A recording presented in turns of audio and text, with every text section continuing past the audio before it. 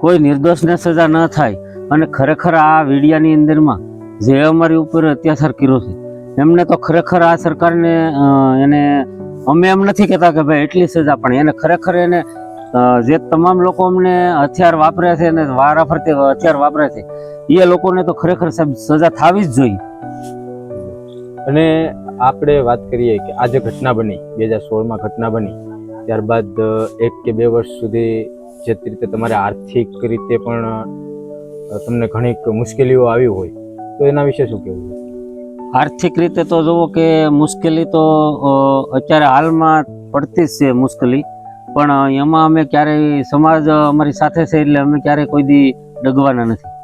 કોઈ પણ મુશ્કેલી આવે, આર્થિક રીતે આવે કે અમારી જાનહાની થાય ને તોય અમે ક્યારેય સમાજ અમારી સાથે છે એટલે અમે કોઈ ક્યારેય ડરવાના નથી.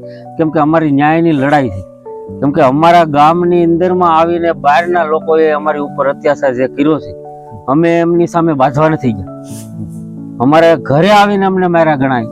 કેમ કે અમારા બહારના લોકો, ઉના તાલુકાના માણસો બધાએ ટીમ ગોઠવી, ષડયંત્ર ગોઠવી અને આ અમારી ઉપર અત્યાચાર કર્યો છે. તો ખરેખર આ સરકારને જોવું જોઈએ કે ખરેખર આ પીડિતોને ન્યાય મળવો જોઈએ.